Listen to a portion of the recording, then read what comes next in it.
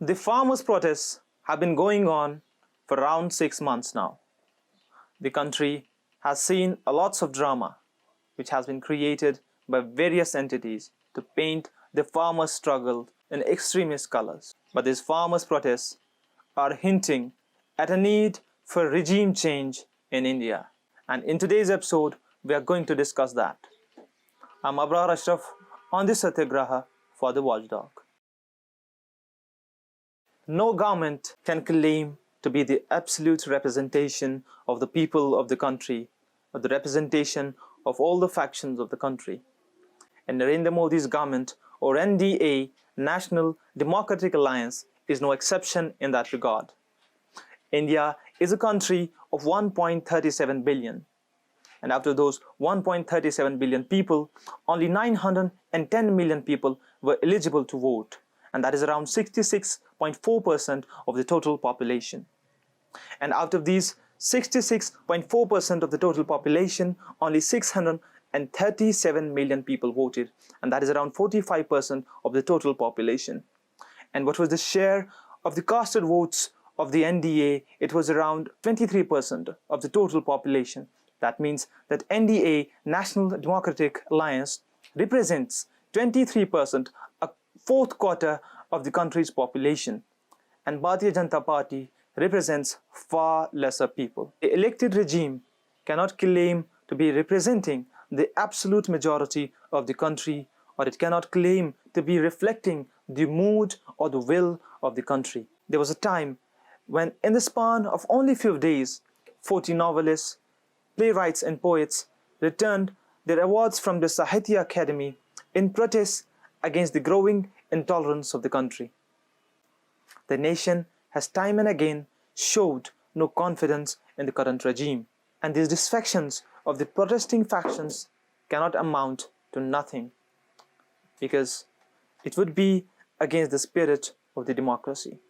The atmosphere of intolerance and polarization aside, a series of disastrous decisions committed by the current regime hint to the fact that there is a need for regime change in India if the country has to achieve, if the country has to develop. On the economic perspective, the current regime has also been a failure, and the fall of GDP cannot only be attributed to COVID pandemic, because GDP was on the decline before COVID pandemic hit the world. Demonetization and other undue measures taken by the regime triggered the fall of GDP and the economy long ago. And the economy is in the worst shape than it was ever before. The decline of the economy can also be attributed to the undue atmosphere or the rising tensions of the country.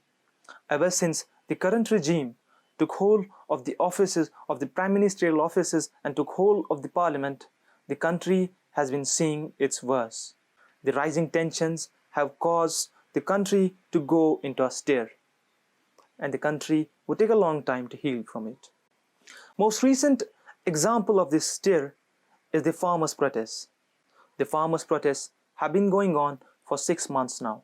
These sort of unrests, like the one of the farmers, are disastrous for any country, and India then again is a developing country. And these sort of unrest and these sort of protests are disastrous for its growth. It would stymie it, it would stifle it. Both protesting factions and the government always resort in such conditions to extreme actions that always tend to be disastrous for any country. The example of these disastrous actions can be the COVID lockdown, when the CAA, NRC and NPR protests were going across the country. The regime imposed a nationwide lockdown, even when the cases of the coronavirus in the whole country were only 500. To the surprise of everybody, when the lockdown was raised up in phase-wise sessions, the cases at the time were topping 50,000 every day. And I'm not hinting at the misdemeanor of the current regime, but I'm merely saying that these sort of unrests are disastrous for any peace-loving country or any peace-loving society.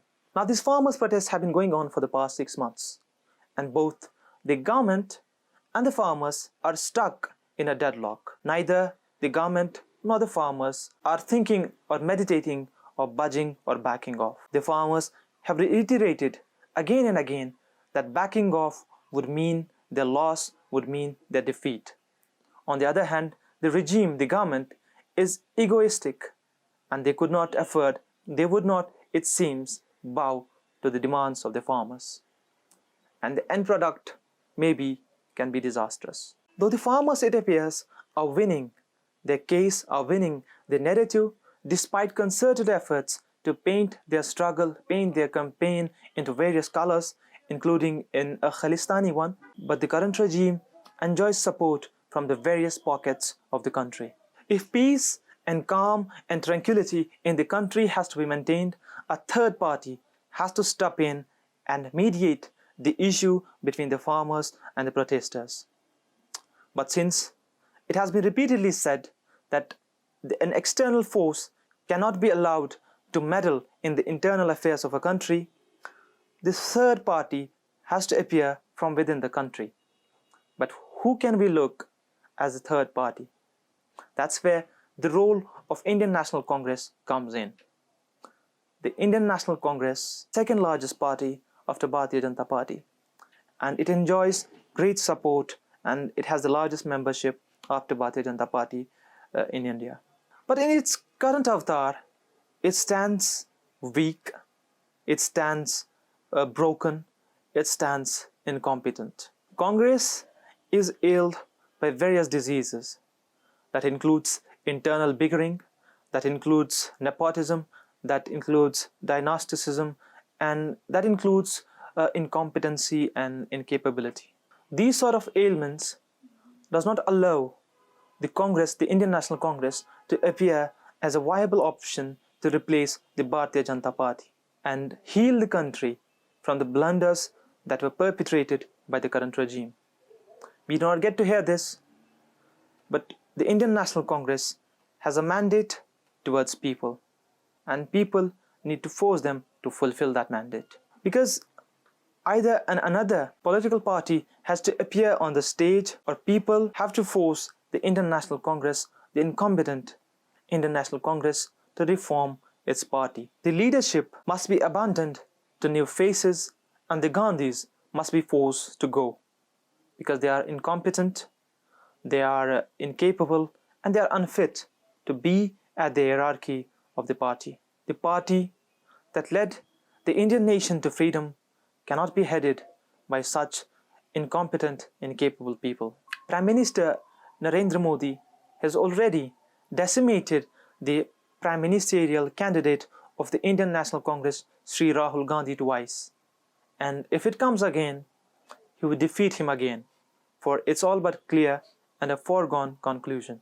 Sri Rahul Gandhi's image has been reduced to Pappu, though he may have something to do with it himself.